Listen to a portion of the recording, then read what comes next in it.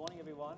Thank you so much for coming to this session. And it's going to be an amazing session with the Tsar of innovation and technology from the US and India, united for the first time, I guess, on stage.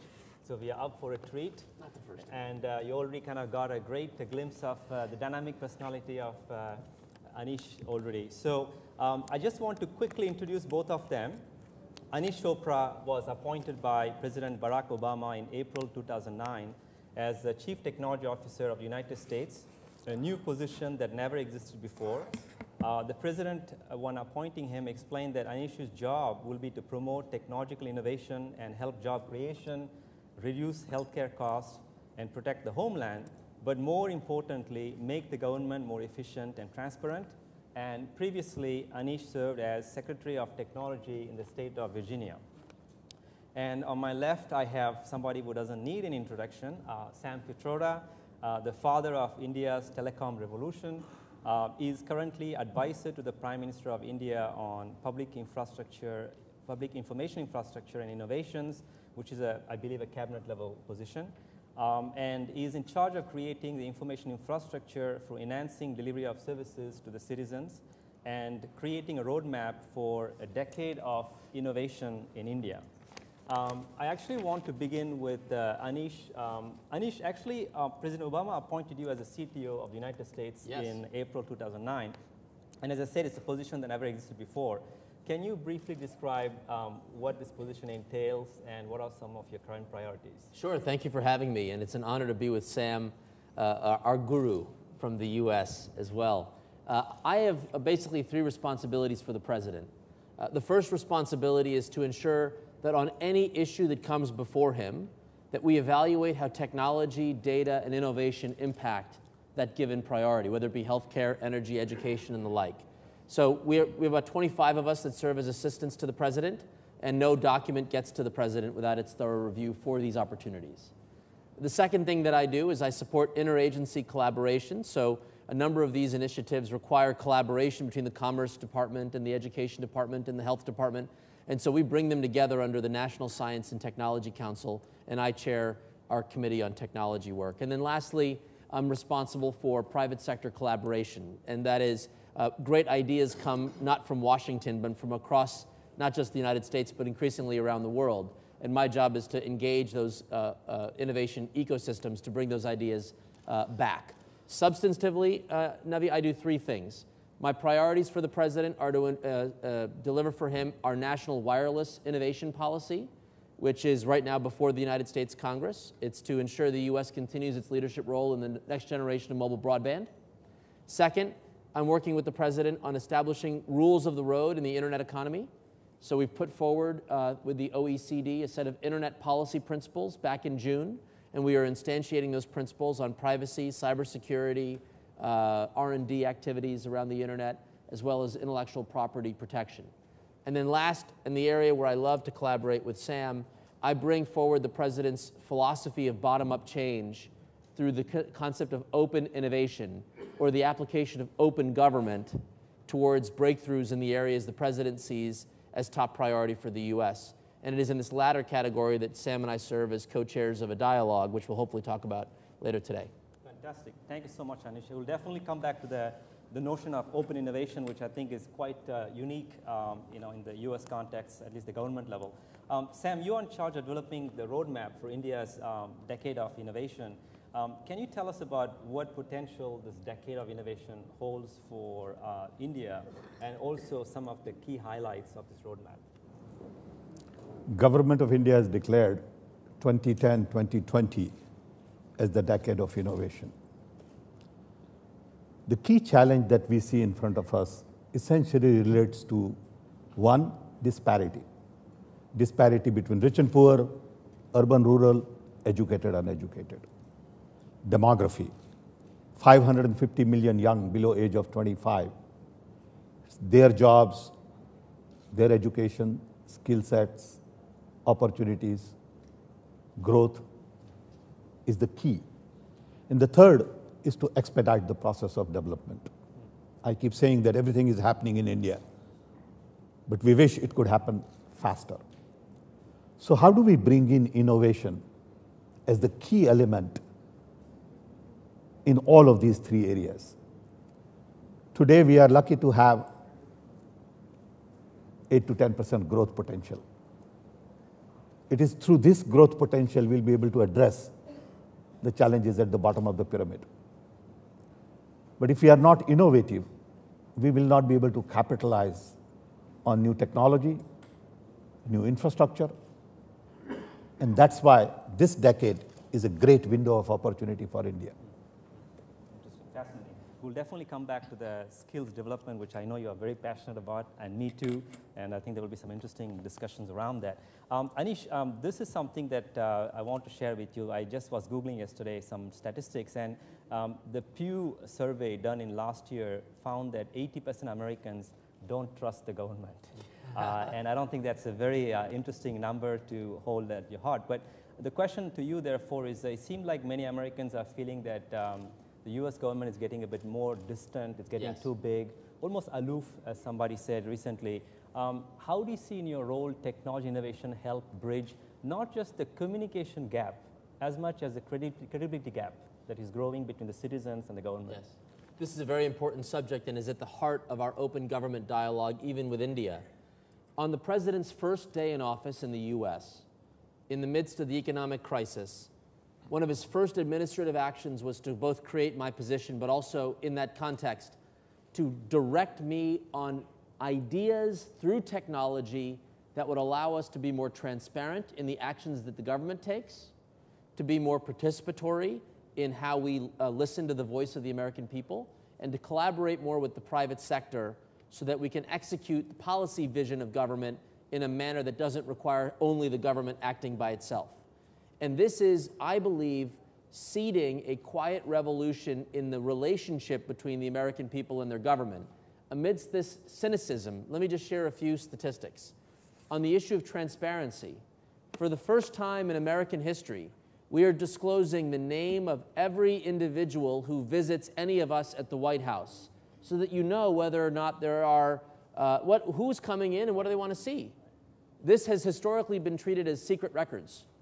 Sam's visited me. You could find out today that Sam has been to see me X number of times and the dates that he's come to see me and all of the other individuals who've come to see me as well. This took a lot of courage on the president's part to determine that that be something we do voluntarily, not required by law. That creates a bit of culture support to say, okay, who in fact is influencing the government? And now that we've made that transparent, you can see it firsthand. Number two, we're actually allowing the American people to more directly petition the government. One of my favorite, we have startup culture in government. One of our startup agencies is the Consumer Financial Protection Bureau, stood up in the wake of the economic crisis to give voice to the American people. And one of the areas of concern was in the US, our mortgages are very confusing. So the law required us to change by regulation what the mortgage disclosure forms would be. Historically, bureaucrats would sit in a room quietly, write the disclosure, and share it with the American people when it was finished. Today, we started with the American people. If you visit knowbeforeyouowe.gov, you can vote on 2 different models of potential mortgage forms, and you can give input on which of the forms you like, what aspects you don't like. Over 50,000 Americans are helping us to design the mortgage form, and we haven't even written the regulation yet. And then lastly, the collaboration principle, the principle of working with the private sector. By opening up our government data, we are making the judgment that the private sector can be just as effective as a partner in advancing policy objectives as the government itself. So just as an example, yesterday in the United States was Veterans Day. Our men and women who serve our country, many of whom are returning from Iraq and Afghanistan, and they have a higher rate of unemployment than the general population. So to solve this information gap, the president asked the private sector if they would voluntarily commit to hiring veterans. And we now have over 100,000 jobs that have been committed. The problem is, how is a veteran to know which job listing by which employer is committed? So rather than a top-down, centrally run government project with millions of dollars of investment that nobody has in the bank, we asked the private sector, could you, through open standards, basically tag any job listings that are associated with your own commitment? Google, Microsoft, and Yahoo, through their schema.org collaboration, posted a standard called a job posting schema, gave simple instructions, and on the day we launched, 577,000 open jobs have been tagged as commitments to hiring veterans. My investment, zero.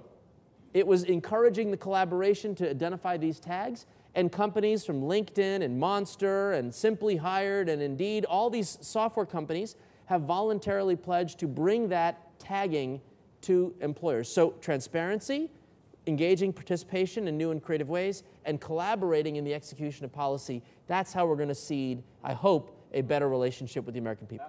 So one thing you said is interesting. So you act more as a facilitator. It's no longer about like, put in a lot of money, throw in a big team and develop something as opposed to like orchestrating a network of, innovators. The particular emphasis I bring is emphasizing a unique role that we had forgotten about. Right. In the US, the Queen of England came to visit us several years back on the 400th anniversary of the Jamestown colony, which was the birthplace of American democracy.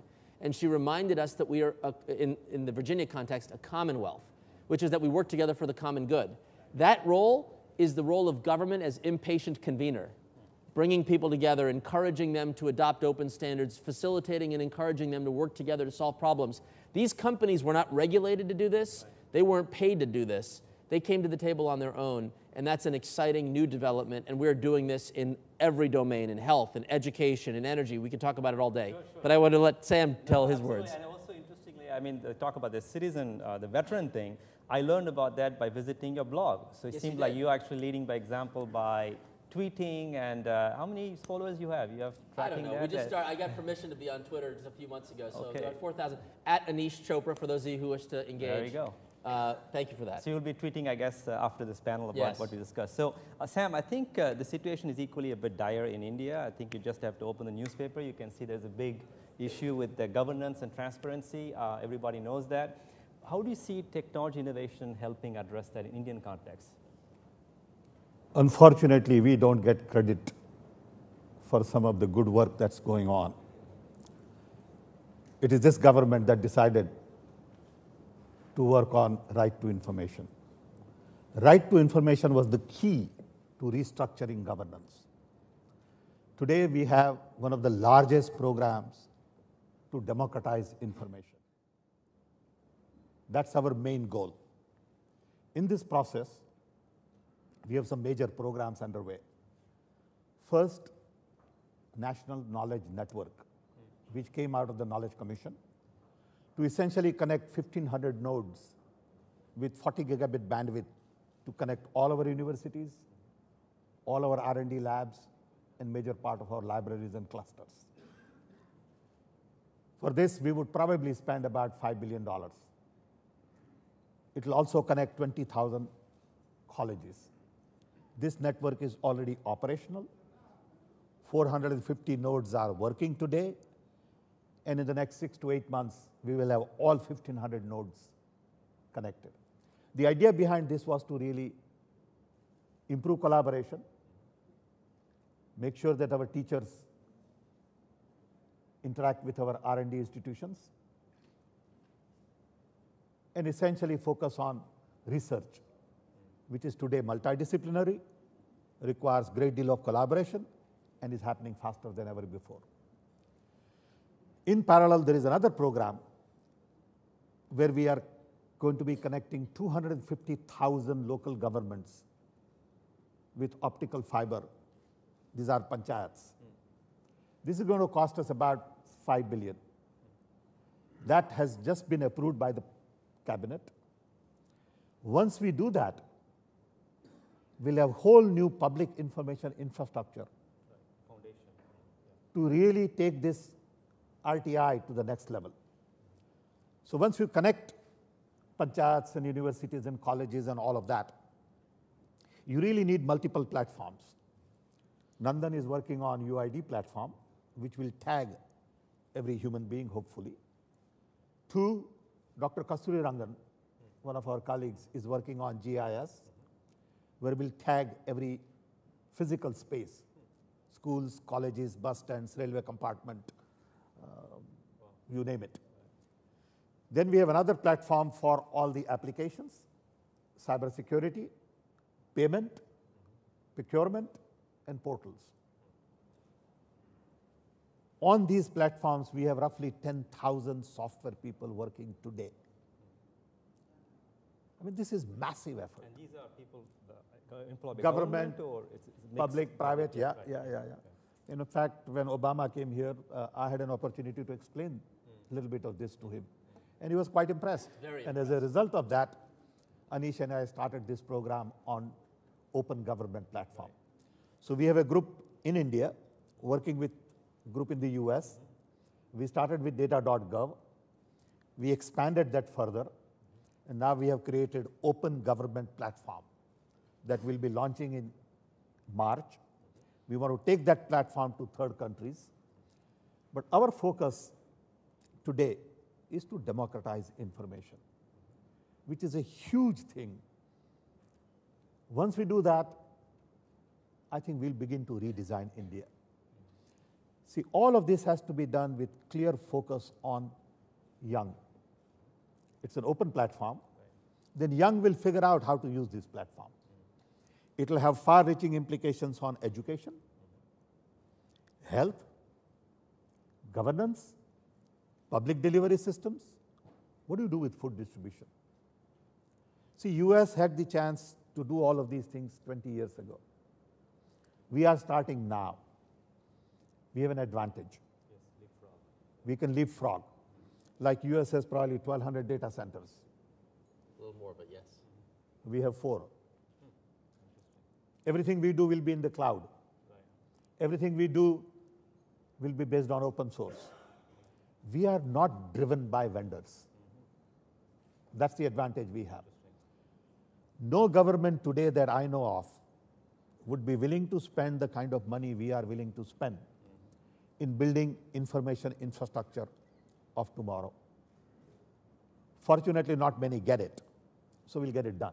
So let me kind of clarify that. So I think you said there's going to be a foundation, like you have this iPad here, right? So it's going to be like the platform upon which people can build applications for e-governance and whatnot.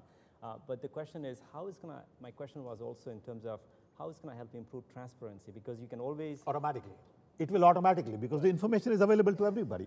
Yeah. You must remember that information brings about openness, accessibility, connectivity, networking, democratization, decentralization.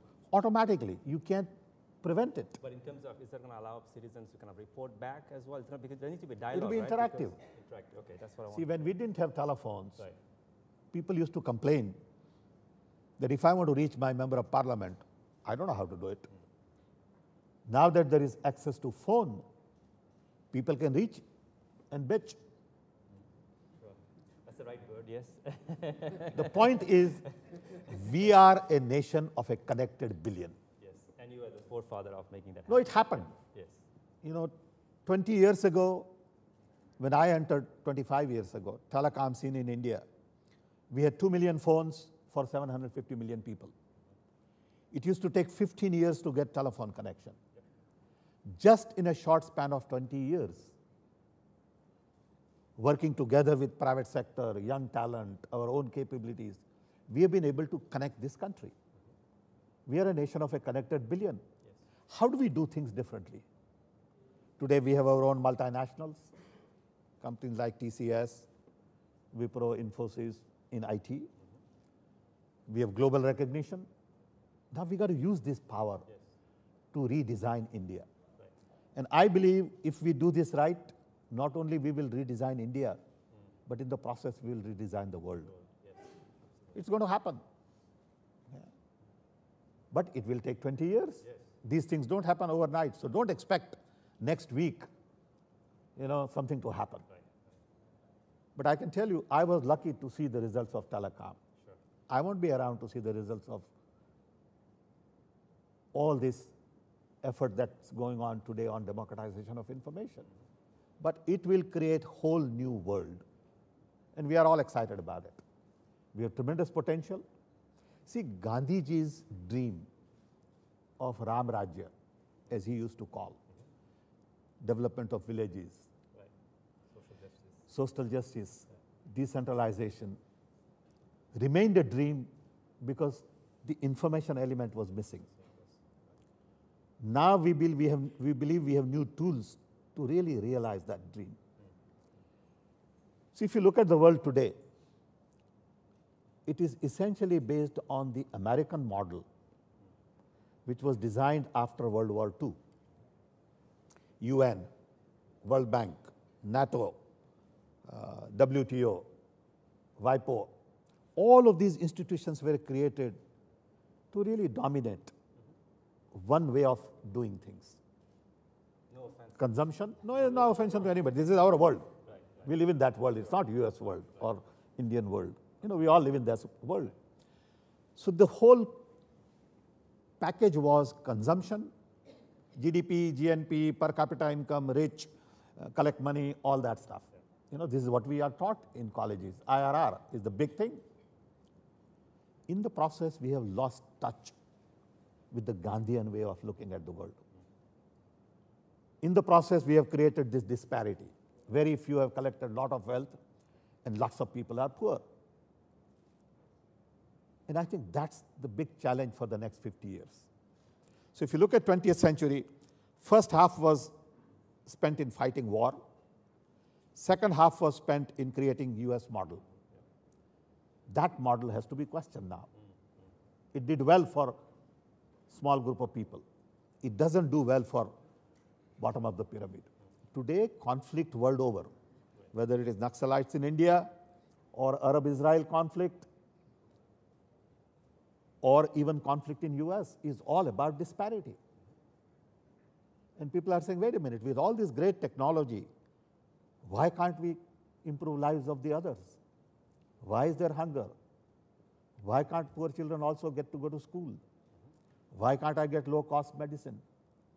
I think that is a global challenge. So I hope that the next 50 years will be spent on balancing the world a little better with new tech. The technology offers unique opportunity today to redesign everything. US model is not scalable. I mean, $40,000 a year tuition in college. How can you do that? Hospital, it's like a 5-star hotel. You go spend $500 a day in hospital, not scalable. So we have to find Indian model. Low cost, affordable, scalable, sustainable. And a lot of our businesses are working on it. And that's the challenge we have.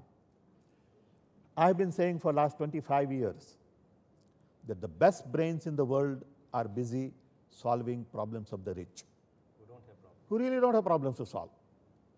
As a result, problems of the poor don't get the right talent. We have the largest number of poor, and we have huge potential talent. So we have moral responsibility to solve the problems of the poor, not only in India, but in the world.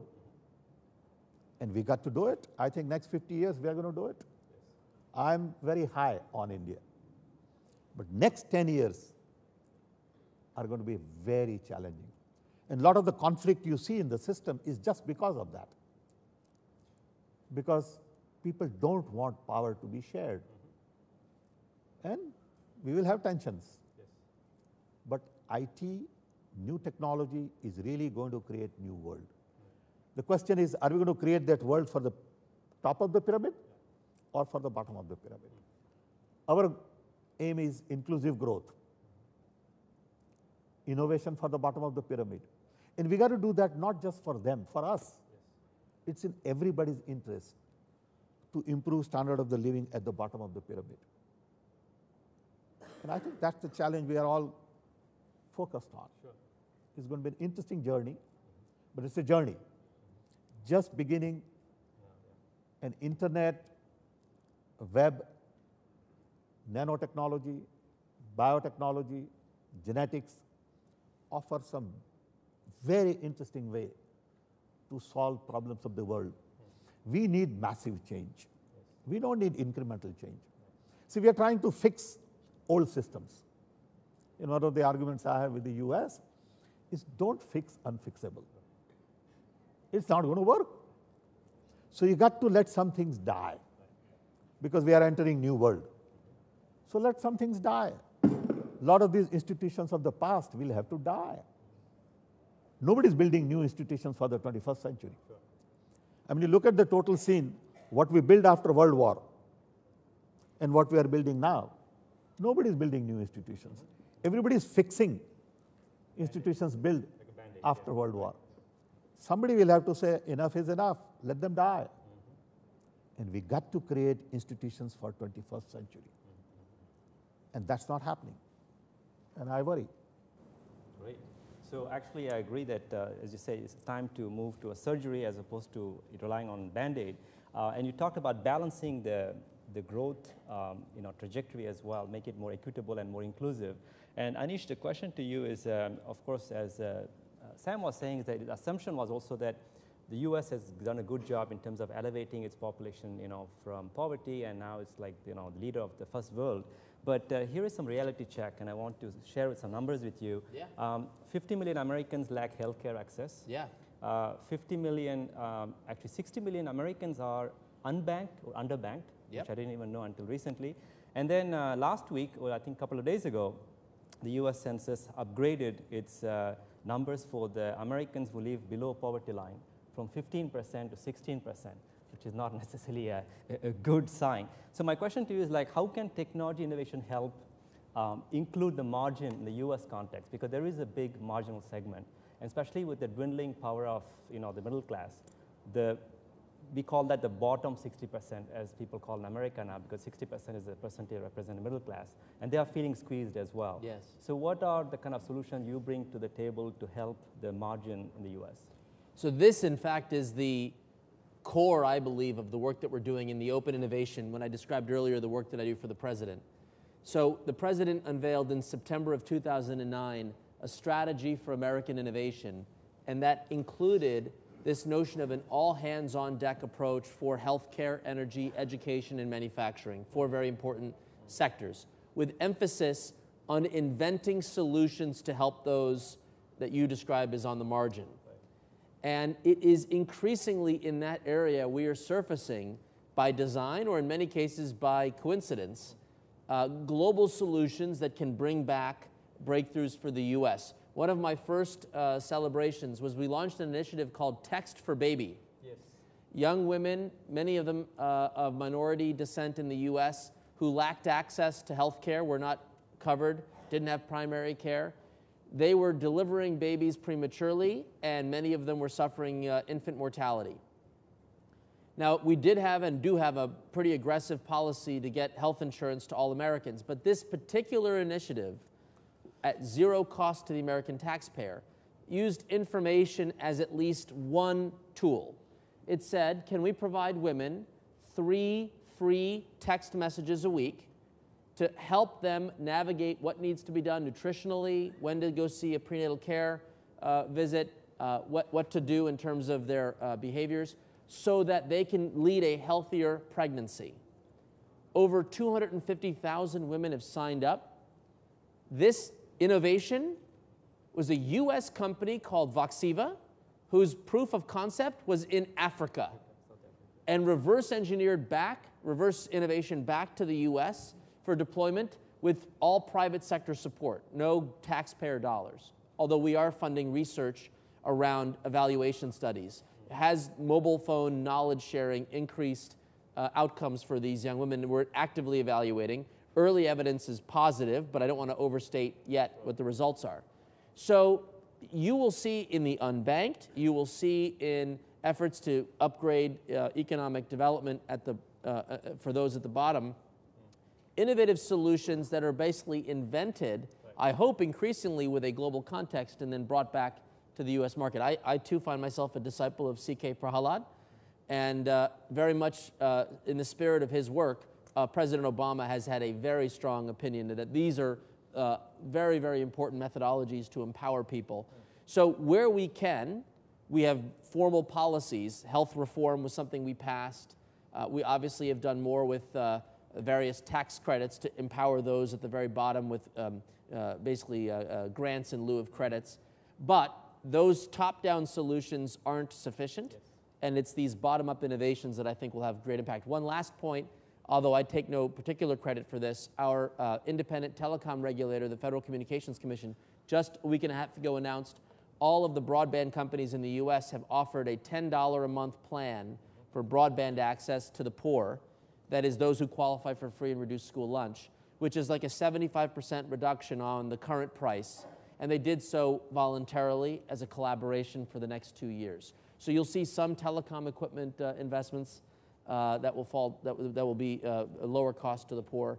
But that's more of a corporate collaboration than it is an invention of a new product, and we see more of that later. Just to provide some context, that Text for Baby is very important, right? Because America has the highest, I think, infant mortality rate among We do not have a very good benchmarking purpose. Right. You know, I came out of Virginia state government. We ranked 37th in the country, which is bad. Even though we're one of the wealthiest parts of the country, we had very poor infant mortality rates. I'll just share one final anecdote about that. In my state capacity, again, in the spirit of open government, what Sam said, the power of information, we published where in Virginia we had the highest rate of preterm birth. That is, women who deliver before 36 weeks, I think is the definition. Some health professional will correct me. And it turns out that they're in the mountains of Virginia, about an hour and a half from UVA, one of our flagship research institutions. There are no high-risk OB physicians. This data showed that they had almost double the rate of preterm birth. Women would effectively go without prenatal care and then deliver early on Medicaid at UVA. Very costly, higher risk to the child, very bad in terms of clinical outcomes. If we could do a better job, so old government would have said, let's subsidize a high-risk OB practice to go to the mountains. New government said, for a very modest investment, can we use a remote monitoring solution so that specialists at UVA can stay in UVA with a technician in the village, in the mountain, report the data from the women and monitor so that we can effectively intervene. Touch wood, we funded a $100,000 research project that came out of the governor's office. 0 unexpected preterm births having developed this little remote monitoring intervention, touch wood, in the last year and a half. So there's early suggestions that some of these inventions that are born in the capabilities of technology can in fact make a difference. This is kind of innovation that can do more with less that I think that's the key. That's the key. Right. See, we could invest a lot of money and do lots of stuff and get very little. Right.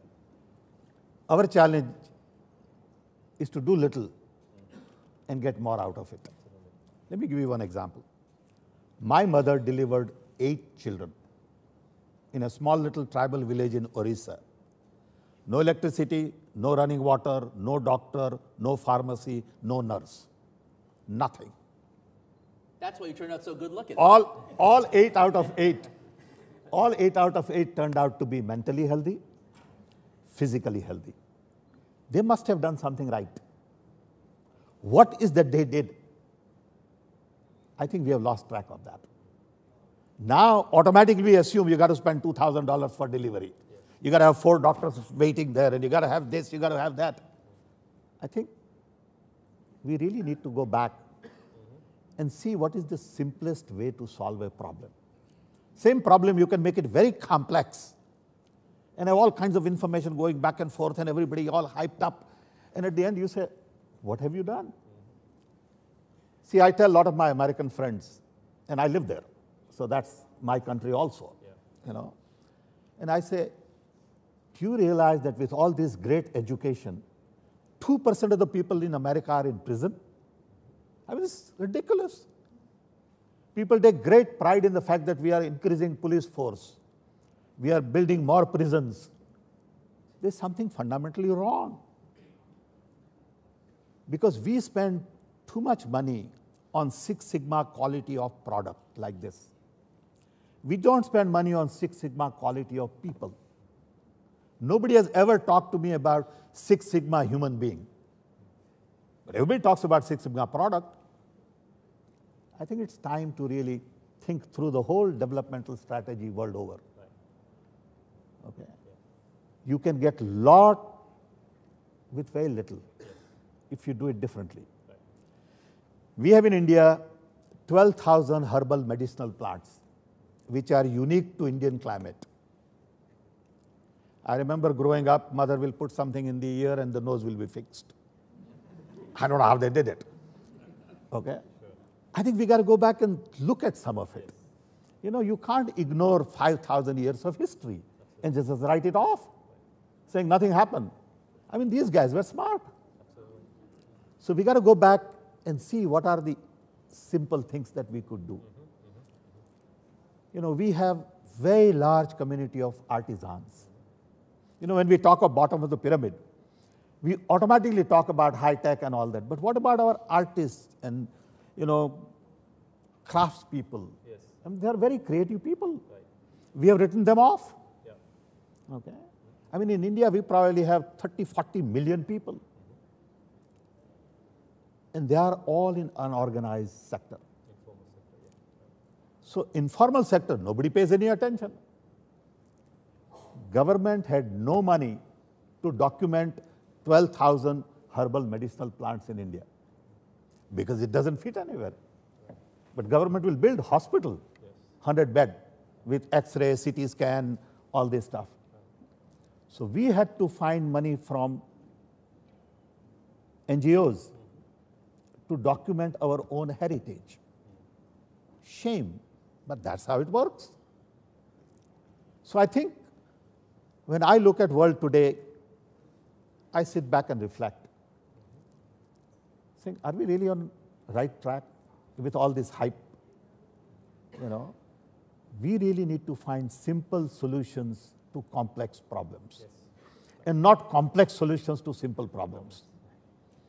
I find that we are all hung up in all these complicated things going on. I mean, I look at what MBAs teach, you know, and I wonder sometimes, did Gandhis of the world or Mandelas of the world take a course in leadership? They never took a course in leadership. How did they become leader? Nobody studies them that well, but you will study corporate executive because he makes a lot of money. So there is a saying in America, if you are smart, how come you are not rich? And everybody's hung up on it. Okay? That's not my saying. I don't say that. But you know, I'm telling you, I grew up in US like that. Okay? I think we need to really take time out and reflect on what kind of a world are we building. See, everything we do today is based on borders defined after World War. These borders have no meaning anymore. You could be here and there. You know, people talked about brain drain. There is no brain drain, there is brain chain. I mean, here is a brain being chained. You know, I mean, who is Anish? Anish is my guy, Anish is US, Anish is global, Anish is technocrat. You can't compartmentalize us anymore. Yes. You know, but people want to do that. Divide and conquer. Yeah. You know, I think we need to redesign this world. In redesign, we need to take into consideration modern technology,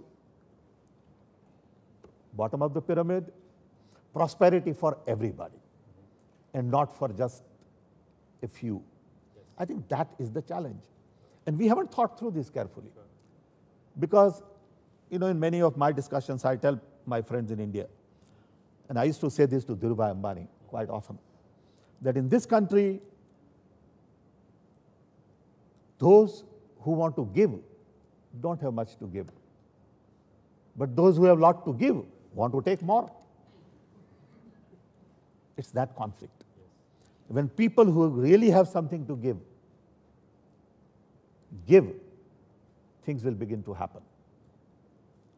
You know, and that's the challenge in front of us. But let's talk about baby steps that help us change this culture, because I think one of the reasons I'm excited to be part of this visit, and Sam is hosting a pretty important meeting of innovation leaders from around the country. Yeah, around we have the world. about 12 different countries coming tomorrow. Leaders of innovations from 12 countries. Anish is a part of that. And we are all spending 2 days together. Now, people never met as leaders of innovation because everybody says, I'm going to innovate to be globally competitive. Right. I'm going to kill everybody. Okay? I'm going to kill my competition. It's all wrong. I mean, this is all crazy stuff we are doing. Okay? This is what MBA schools are teaching. You know, competitiveness. I mean, what is competitiveness? 5 forces. You know? But in that spirit, one of the reasons why we celebrate a path forward is that with very little money, but leadership and inspiration, teams can come together from around the world to solve problems. Yes. So let me just give you an example. We have the India-US Endowment Fund. Not a lot of money.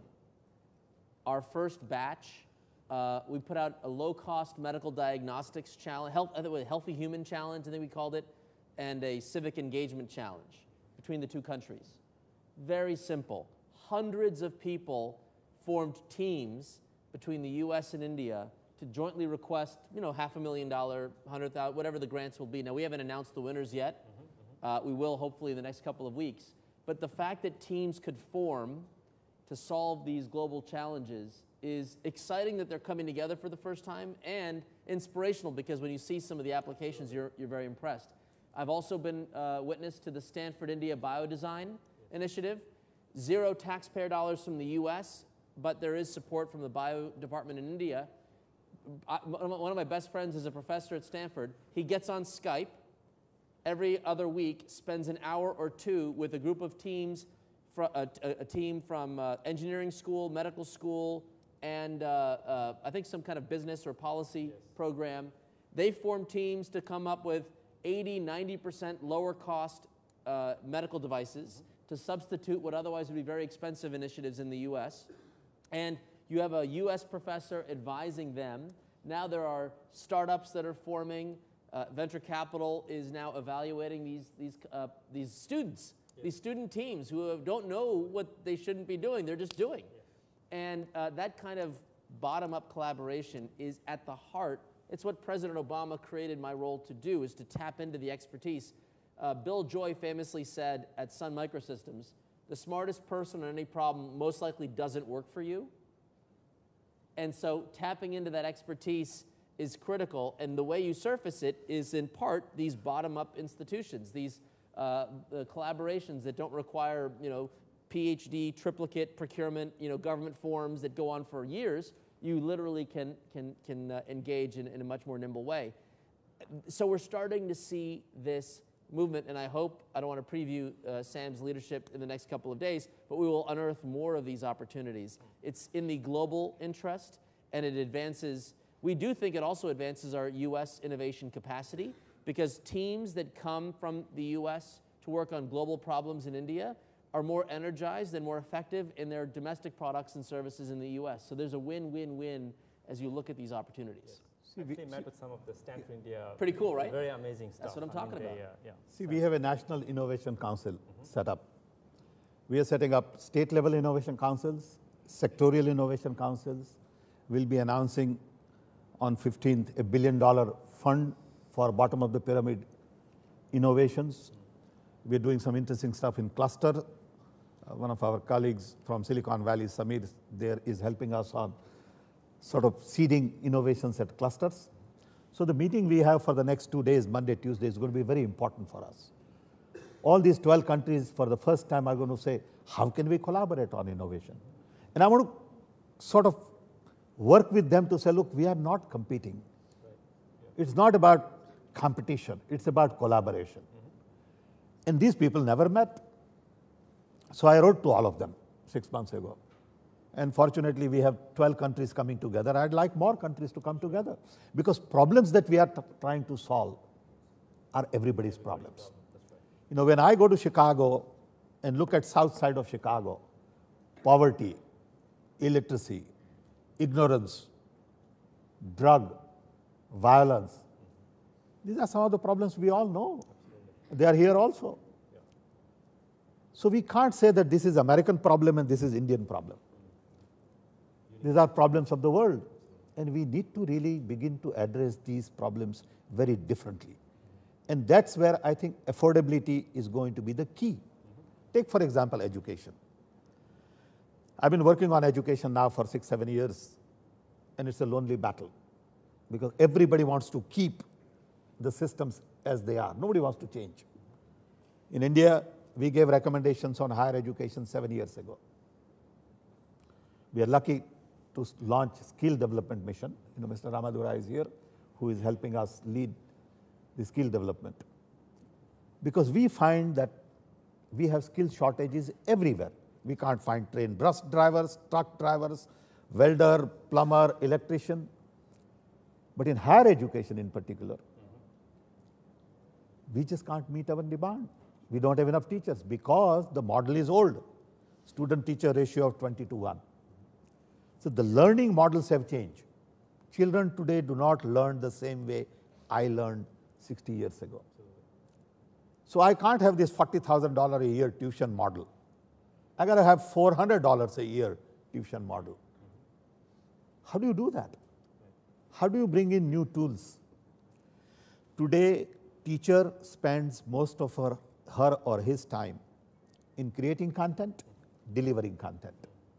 I don't need teacher to create content, nor do I need teacher to deliver content.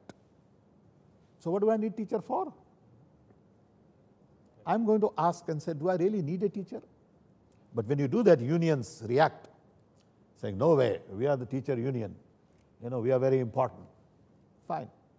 The role of the teacher will change to that of a mentor.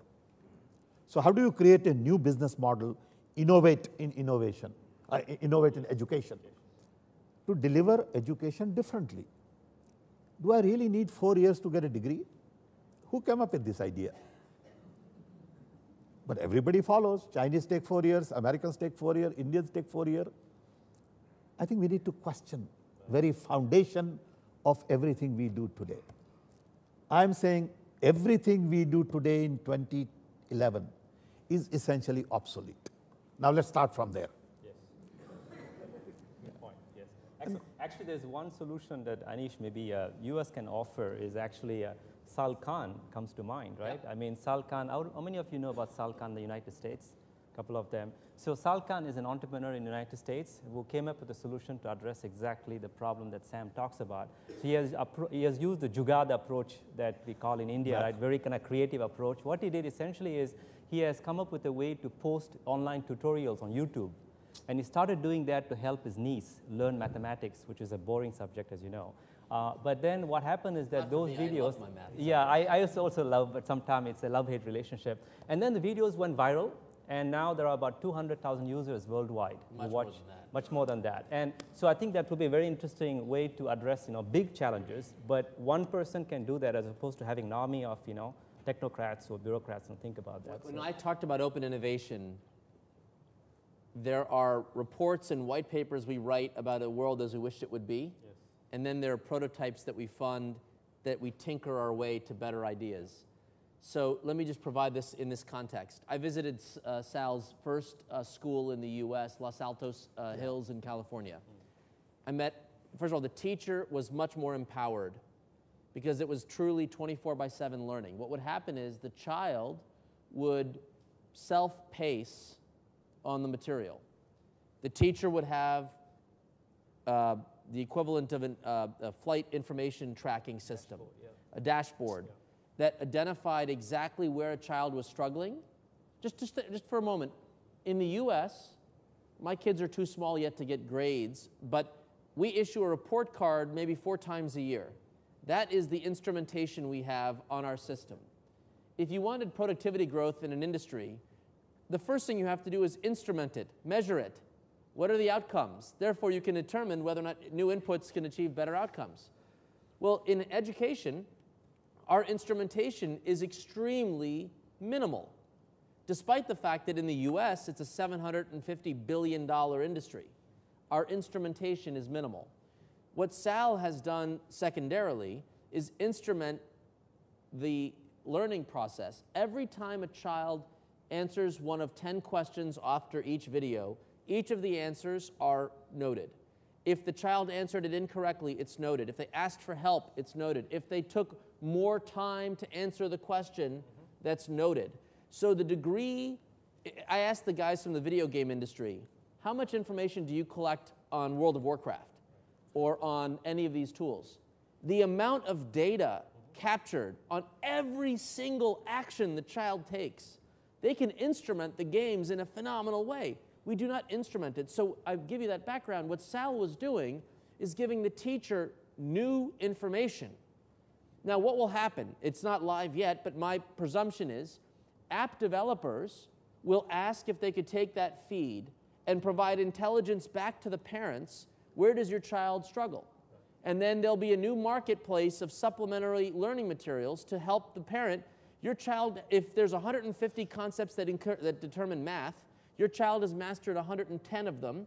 The delta, now you go shop for supplementary materials, let there be a competitive market to help you close the gap, or the schools might.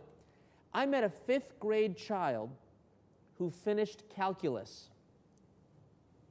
Why? Because in 24/7 learning, he told me he was so enamored in the videos that he would spend 3 hours a night watching these videos. Now, I asked, I said, are you a genius? Did you come from a family of Nobel laureates, or what is your background? And he was just an American kid. He could have been anyone's child. But as you know, in everything in life, the more practice you put into a subject, the better you'll be. So and then I said, okay, prove to me you can show me a differential equation. And there he was, 5th grader. And the teacher was so proud because she was now, in Sam's words, a mentor, a coach.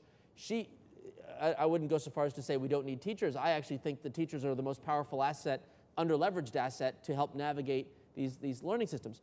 So in the US model, I'm pursuing open government, open data to inspire more Sal Khans and to build the data systems that report out so that we can create that architecture of innovation built on data. Because essentially it's a productivity strategy on data. We don't have data in education, so we're going to be putting more of it out. Then we have some research and development money. We're calling for some more investments in R&D and education, because in fact our education is one of the least opportunities in innovation for R&D. And then obviously we have the longer range vision. The president has outlined a vision to get higher college attainment rates, improved science, technology, engineering, and mathematics. So we try to combine both. If you just had me be a report writer for memos, I would not wake up in the morning and want to serve my president. If you allow us to tinker, experiment, in 90 days, deliver a better world than it was before, incrementally improve, celebrate, nudge, encourage, then I wake up every morning inspired because more things will happen that will advance. I promise you, in the US-India Endowment Fund, there I believe education is one of the topics that we'll be covering. I promise you we'll see some of these kinds of breakthrough ideas that Sam just described. Maybe they'll involve gaming, maybe they'll involve other things, and we're going to have fun working with them, nurturing them, encouraging them to test, validate, and then scale the best of those ideas. You know, we took Sal Khan's material, and we have analyzed and we are working with it, and we are looking at math from 0 to K-12. In the process, I learned, I'm sure a lot of people know this, but I didn't know it, that all the great mathematicians in India came from one little place within 20 kilometers in South India. I didn't know that. So I'm trying to study what happened there. You know, Ramanujan and all the great mathematicians in India came within 20 kilometers. But we don't study that. Yes. That sounds like we study something esoteric. Right. Okay? Yes. So I think we need to really go back and not ignore our past. And that's my main concern. I think we are today writing off our past completely. As if these guys had no idea, they didn't know anything. We have come up with all this great wisdom, and we are going to change the world. I think there is a lot to learn from the past. And that's where we have a lot of homework to do. Great. I want to make sure that we now open the floor a bit to you guys and get your input as well. So who want to, there's one question here. I'm going to grab a few questions first, and then we can start processing in batch. There's one question here and one here, and we'll come back to you, sir, in a moment. So if you can get the mic here, you can collect these to answer the questions first. Hi, I'm Sandeep Sibal from the company Qualcomm, and I really enjoyed the debate here. I had two quick questions. One was, in fact, directed to you, Sam. You talked about the Right to Information Act, the fact that now we're making developments in India that are often not recognized. I think to take off on the point that Anish made about having access to open data in the manner that Sal Khan has done with the schools in Los Altos, could we perhaps extend RTI and have a mechanism whereby this output is provided online so that others can actually study this, see what's working, what's not working in government, and also perhaps have more of a open opening of the data rather than getting to know it when you need to know it, rather than as, change the mechanism a bit so that we have greater access to what's going on in government. That was one question. The second question I had was that we've seen a huge shift, I think, in the last 1 year, where civil society has really come up and actually used ICT to make their voices heard to the government. I think what we heard today was more government reaching out to people, but we're also seeing people reach out to government, as we saw with Anna Hazare in India, as we've seen with the Arab Spring, and of course some of the Occupy Wall Street movements. The question I have is that as we see civil society taking a stronger role, thanks to the ICT platform, with SMSs and Facebook and Twitter and what have you, where do we see this going? How will the world change in the next 10 years? Are we going to see civil society actually take leadership, perhaps drag along government and business in areas where we've not perhaps responded as well to people? Or is this simply a phenomenon that will come and go away? Can I, first of all, thanks for asking the question. We do plan to open all our data step by step to public. It will begin to happen from March. We have a group looking at opening data. Naturally, resistance in the government is always there. Everybody thinks this is secretive, confidential, security, all that stuff. So we are fighting the battle in the system. But we will open data. Guaranteed it will happen. It will have resistance. Two, lot of our information is locked up in Nadawali file. Every government department still uses Nadawali file. Nobody wants to computerize that file. So we have a program to computerize that file. And system is resisting. So no, you don't understand.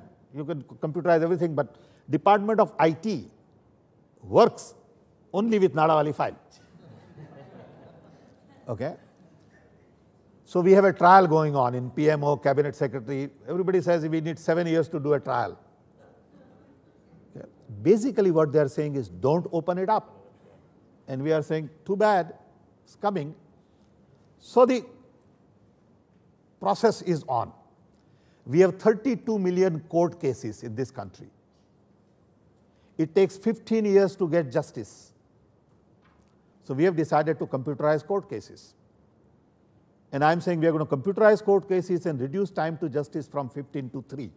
I'm saying 3, it may be 4. Okay. Lot of this stuff is already happening. So we will open data. You will not have everything you need to have day one. You need to generate pressure, and it will happen. We are on our way. And that's the program we launched jointly with US. Correct. Data.gov. So we took the software they had. We build on that software we have. So they had data.gov. We are saying including data, documents, reports, letters. So now the platform is expanded to open government from data.gov. So US has also benefited from the development that we have done. And he's right here. We are working it together. I can't stress enough how real this is. Two countries, we're not just signing MOUs to have meetings, we just had a conversation. Put garlands on each other and do this and say thank you. We are literally building code together. Yep. And we will be developing all of this open source. We made the commitment to use Drupal as our content management platform. Yep. Every bit of this code will be deposited for the world to expand upon. Exactly. And this is a tangible gift to the world. This is the US and India at its best, working together in information technology, using the capacities here, the work that we've done. And I'll just make 3 observations about civil society. We are expanding the reach of civil society in the following manner. I mentioned the mortgage disclosure form. So as we implement laws, we are inviting civil society to engage in the rulemaking process. We also launched a We the People petitioning platform. Literally, if you go to whitehouse.gov/We the People, on any topic, if you would like to petition the American government, and if you get 25,000 fellow Americans to sign your petition, we are obligated to respond. One of the first petitions that met the threshold that we worked on was people wanted to make college tuition more affordable. So the president issued an executive directive on student loan repayments, and then he instructed me to look at data. It turns out that we don't do a good job on lowering textbook costs because we don't link up the course schedules and the textbooks that are associated in time so that students can shop around for the lowest priced textbooks. So I'm going to now bring it to the universities to say, how do we make that data more accessible? That's an example of input from the public. Number two, we want to solve problems together. So we launched a platform called challenge.gov. Some cases it's a $5,000 prize, sometimes it's a $1 million prize. How do we, as civil society, identify problems for which we need solutions? So civil society is now encouraging us to take on challenges on issues like energy efficiency and others. So we just launched an $8 million prize on innovative uses of ICT to lower energy consumption by virtue of investments in the smart grid. So civil society is saying we want energy independence. We are listening to that. We are responding in that area. And then lastly, we are opening up government platforms. This data.gov collaboration with data.gov.in is an example, but there are more in the US. We are building a culture of programming interfaces on the core of our government applications so that people, civil society doesn't have to just petition us, oh, you should go build a solution for this. They can write one and connect it to the programming interfaces. I'll give you one example. We did a broadband map in the US. Where in America do we have broadband? Civil society said, wrong question. Speed. Where is it for speed? Well, we didn't regulate speed. But now, if you visit the broadbandmap.gov, we have APIs. We've invited third parties to do broadband speed tests and to publish the speed test results on the map. So it's civil society reporting the speed results on top of the foundation that we've built in the government. So we believe very strongly in engaging with civil society, but not just in the traditional sense, hey, stop, publish this data on bad behavior, which is fine. You broaden the discussion. Now you can solve problems together. You can extend the application framework, and that's very exciting. This is an example of how information is going to change governance. Yes. It's already happening. We should be probably rapid fire. I went too long for this. No, sorry, I think we'll pick up questions. I think I want to be democratic, so I'm going to have Ganesh raise his hand very quickly to Ganesh, and then, sir, I will come back to you, and then we'll go from rapid fire. We'll give rapid fire. short questions, short answers. Ganesh Natarajan, question to you, Mr. Pitroda, because I was in University of Colorado Springs, just about when it was 2 months back. See, they have this wonderful program where somebody in literally any part of the state can come in through telepresence, become a bedside assistant, get an associate degree, and then if they want to, go on and become a degree holder.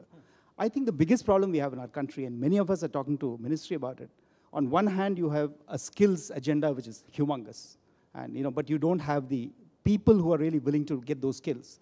On the second, you have institutions of higher education which are probably not serving the purpose. And one feeling all of us have is we must build a bridge between somebody who wants to acquire skills, maybe practice them, and if necessary go on to education, and not create these artificial divides. So, we are delighted that Mr. Ramdurai is handling skills. So I was just wondering, is there any hope that a Ram and Sam experiment could actually make this bridge happen between skills and education? Ram and Sam talk all the time. So can we make this happen? Okay, but let me tell you one thing. And in India, you do not need talent to identify problems. We must understand this. Nor do we perhaps need talent to find solutions. We need people with courage, conviction, commitment, clarity to go get it done. That is where the shortage is. We all know the problems. We all know the solutions. Who's going to do it? Against all the odds. Bureaucracy, corruption, confusion, old processes, all that is given. Fight it out. If you fight it out, it will happen. If you don't fight it out, stay on the line, continue complaining, your life would be over. I'm saying we need more of this. I'm not addressing, to your question. I'm saying we really need more people to come into the mainstream to just take charge. And I'm delighted that Rams of the world have come. 10 years ago, it was unthinkable. See, so we are working together. We just had a meeting last week. We are constantly in touch. We have been friends for many years. Absolutely. The message is also the fact that finally there are people like you, Nandan, and Ram who are actually becoming like more in charge of these kind of initiatives as opposed to, But that doesn't say that people who are there are not qualified. Right. Don't get me wrong. They are good people. There are lots of good people in administration. There are lots of talented people in politics. They mean well. Somehow, it hasn't happened. So it's not that these guys are good and the other guys are bad. Sure.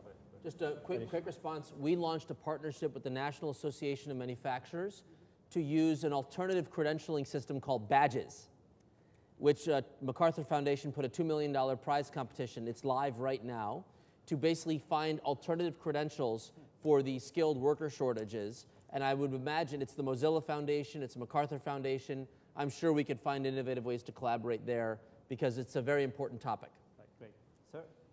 And then Madhur Bajaj from Bajaj Auto, thank you. Sam, you mentioned about the possibilities of what can be done in the innovative domain. And what you did for telephony, the success you got in revolutionizing telephony, more than that, I believe, was the breaking of the mindset. And I believe that there's another thing which is embedded in our mindset is that nothing moves, no files move till there's corruption, there's bribing. Would you be willing to dare to take up this challenge? And I mean, Lokpal Bill would be one link in the chain of anti-corruption initiatives. You have a holistic way of looking at things. What would be your take? And just a small point about those mathematicians, you would notice that if you see the north and south of European countries, there's a big gap. And that could also perhaps give you some lead on that. One little question to Anish. Tomorrow morning, if the president asks you about what should his take be on outsourcing, would you give him an simple answer saying that, hey, we can't lose American jobs, so cut out outsourcing? Would you say we can use outsourcing as a weapon, as a competitive weapon to save jobs and create more jobs rather than... Thank you. So, Sam, you want to tackle that, or Anish? I think he's asking me to work on corruption. I look at things very differently. Somebody in the press asked me a question on corruption. Say, what is your view on corruption, Anna Hazare movement and all that? I said, look, I don't have a view. Only thing I can tell you is I'm not corrupt. Guaranteed. 100%. But I can't say the same thing about my wife. What? I don't know. You see, the point I'm making is very different. My wife got mad, saying, how dare you say this in public? I said, but I'm making a point that each one of us will have to take moral responsibility for ourselves. That I can guarantee. I can't guarantee anything else. So if enough of us decided that no more conversation on corruption, but I'm not going to be corrupt, things will change. People blame politician, but the businessman gives money. If businessman doesn't give money, why would he take money? So corruption is a very personal issue. You have to go inside and ask yourself. You can't do anything else. Of course, we need RTI. Of course, we need Lokpal Bill. It will help. Every bit will help. But don't expect Lokpal Bill to solve your problems. You are naive if you think it's going to get it done. But more power to everybody and let them do what they are doing and charge them up and all that. Okay? I would say look inside. If enough of us look inside, things will change. But we think problem is there, not here. We want everybody to change, but I'm not going to change. Too bad. That also means you have to teach children not just knowledge, but values That's not as a well. bad That's idea. important. Don't Better teach. civics Right, participation. You cannot teach. Right. Lead by example. Yeah. I used to tell my children when they were growing up, I said, the only thing I can give you is father you can look up to. I can't give you anything else. But I can assure you that you'll say that guy is okay. That's all. No advice, nothing. Lead by example. Yeah. Just do what you are supposed to do well, and the message will be loud and clear. Right. We unfortunately have only 5 minutes. So Anish, do you want to tackle that Just very outsourcing thing briefly. quickly, and then I will, yeah. It is important to note, there is no Washington yes, no on outsourcing. As you know, we live in a very interconnected global economy where there are judgments that are made, they are their own judgments. For example, fees to get visas. It's an agency that requires its own funding stream, so there is a tension and a debate about how it finances itself.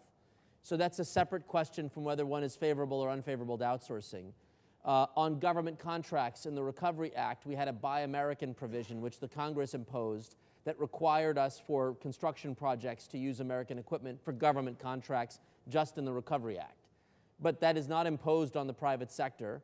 And in a sense, if you think about our global innovation, this open innovation discussion, more of it has to do with US-India collaboration in a joint investment context than it is whether it's good or bad.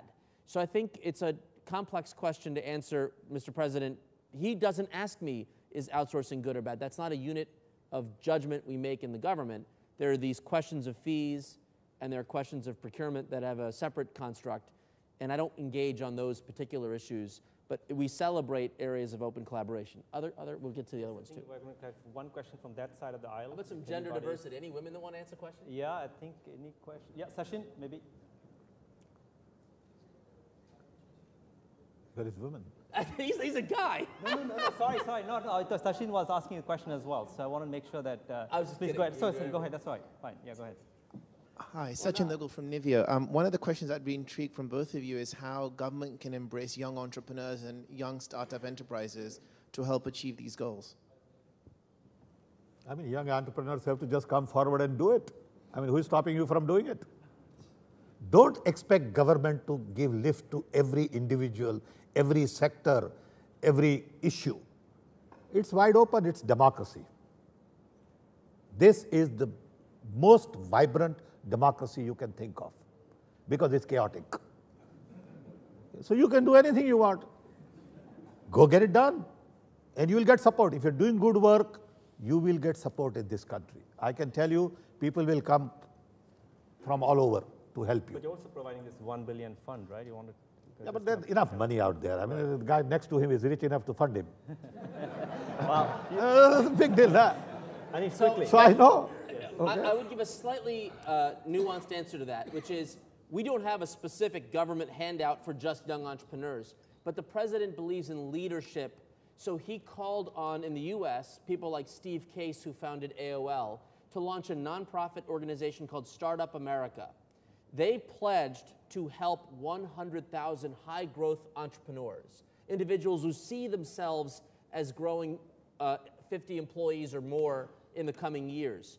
No taxpayer dollars, but we're calling on the private sector to support and engage. What we're doing through challenge.gov is inviting entrepreneurs to solve problems, and increasingly small companies, early stage companies are learning about these kinds of competitions, and they are getting known. What we can do is celebrate people, honor them, encourage them. I'll give you an example. We have data on the 401k management fees that are paid to from US corporations on behalf of employees. And there is a document that our US Labor Department captures that reports the actual fee structure.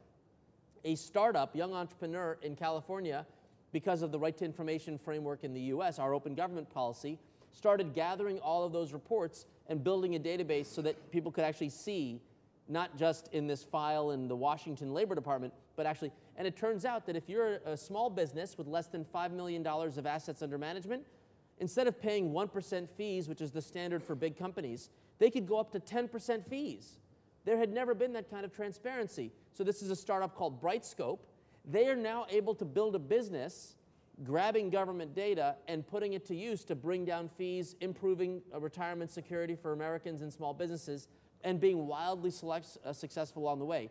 If you go through all of the challenge winners, they are overwhelmingly small, high-growth entrepreneurial companies who are using these challenges to demonstrate how great they are. They don't require 50,000 pages of RFP procurement. It's literally build your solution and let judges vote. And it's a real exciting, very frictionless way to get great ideas out there, and then we can celebrate them to our heart's content. President's behind it, the First Lady's behind it, we're behind it in a big way. So I think that's our view. As our March announcement rolls together, it is likely small entrepreneurs can build on that open government platform, and you can demonstrate your own great work. And you actually write about some of them in your blog as well. I noticed that, yes. There's no limit on celebration. Right. We should shine a big spotlight on these folks. That's why the president held a science fair in the White House. He brought some of the brightest minds in the country who don't normally get celebrated. We always bring the football teams and the sports teams to the White House. He brought young people who are smart, and that just changes the culture. So I think, and you'll see more of that in young entrepreneurs as well. Yeah, great, excellent. One last question, that side. Lady, let a lady. Oh, yes, please, sorry. Sorry, Vivek, you lost. Okay, well, you'll do it after we break. Pooja Bajaj. My question is, you spoke about demography is like one of the major challenge in the country. On one side, we have like millions of young below the age of 25. And other side, we have the challenge of creating jobs every year. So how do we go about addressing that? Wow, good question. We have to create 10 to 15 million new jobs every year, year after year. That's the challenge in front of India. So first thesis is that this is the workforce for the world and not just India. Two, we got to provide the right platform for skill development. That's what Dr. Ramadura is doing. Yeah. Educate them. A lot of these jobs will come from technology of tomorrow. We don't even know what that is today. Our focus today is infrastructure, construction, agriculture, because these are the big buckets. In construction, you can create one job with very little investment. In agriculture, it requires land, a lot of investment. So we are looking at all of these things. Today, the challenge is we can't find enough qualified people to do the job that needs to be done. We need, in one company, Larsen & Toubro, we need 30,000 construction workers now. Can't find them. City of Delhi needs 10,000 trained bus drivers. Can't find them. Carpenters, welders, can't find them. So I think on one hand you have a lot of people, but you don't have qualified people. So you got to match. And that's the effort going on. Great. So with that, we have to wrap up. So I just want to essentially quote two people, I think, from the US side who may be interesting. Sonal Shah, as you know, who was appointed by President Obama to become the director of the White House Office of Social Innovation and Civic Participation. I spoke to her recently, and she said something beautiful. She said, rather than debating whether we need to have a small government or big government, we should focus on shifting the emphasis from democracy with an uppercase D to democracy with a small case, lowercase d, which I think was exactly what you guys were talking about today. And the second quote is from Alec Ross, who's a senior advisor on innovation to Hillary Clinton. He said that in the America, we fret about the kind of competition coming from the East, so it's West against East kind of mindset. And he said the real kind of shift going on right now is from top-down innovation models to bottom-up approaches to innovation. So his thinking was essentially what America should do is actually engage India at a more grassroots level and drive this kind of bottom innovation. It seemed like you folks are going to be focusing on that next week. So I think clearly it's kind of interesting to see the difference or the gap being bridged between what people talk about sometime in administrative circles, in political circles, and what's actually happening in the field as well. So thanks for shedding light into that. Very appreciative. And please join me in giving a warm welcome to these two people. Thank you. Thank you so much. Thanks. Thanks, Anish. Well done, Sam. Thank you. We'll stay in touch. Hey, good job. Thank you so much. I appreciate it. Thanks so much. Yeah, we'll catch up later. Sure. So Good job. Anil's going to come over here. Yeah. Yes. So let me give you my card quickly before things go out of here. Right? Thank you. What's up, Vivek? Where's Vivek? Hey, man.